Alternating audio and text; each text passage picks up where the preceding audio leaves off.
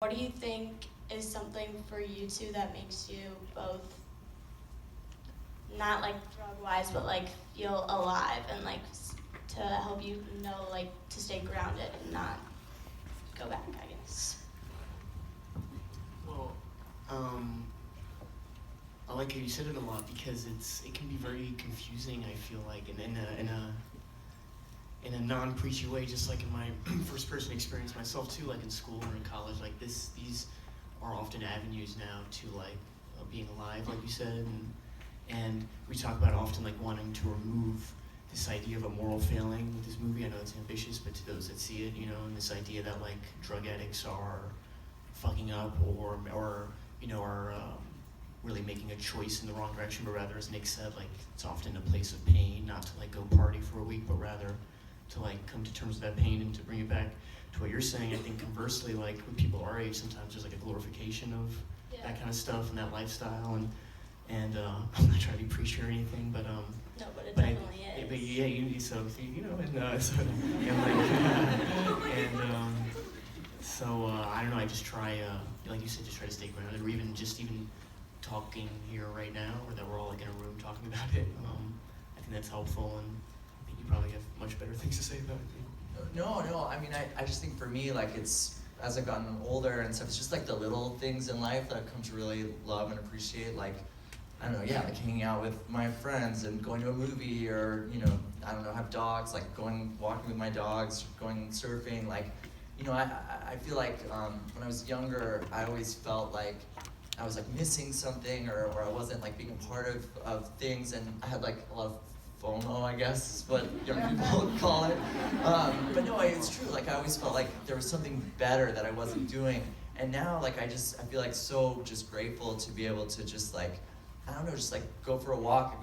Before we came here, we just were like walking, and the leaves are all changing colors and everything, and it's amazing, you know, and that's really like a super gift. I feel like that I've gotten to feel through this process or something. Thank you. What I think was so good was that, Timothy, you showed the anxiety and the pressures of being a student, of trying to fit in, of your dad being a successful person, and you're trying to make him proud, and that's a lot of pressure. So I think you all balanced that. What was your research for this part? It was a little bit everything, you know. I hope, or I'm sure some people in here have read Nick's book and his dad David's book. Like that was like similar to Call Me by Your Name. It's amazing to have a book to be able to draw from and kind of know exactly what your character is going through, and then spending a lot of time in like outpatients and inpatients and going to meetings, and but honestly, in meeting with Nick again, I feel like that we've talked about it a lot, but I feel like the pressure as a young actor, I feel like was this idea of going into it that it had to be like throwing myself against a wall or something to be good, or you like often see like press stories and movies come out of like how badly an actor hurt themselves or something, and I thought that was like a trap, and in meeting Nick, I was like, okay, great, it just made sense to me. All of a sudden, don't play the caricature of a drug addict, like play a human who is addicted to drugs. Hi, sorry, I'm bad at speaking. I'm sorry if this doesn't make any sense, but kind of similar to the last one. How, like, before filming and also during, how did both of you, like, kind of lean on each other and, like, trying to create this character and be truthful and show not just, like, I'm sorry, not just show, like, a character, but show, like, the real person and show, like, who Nick truly is?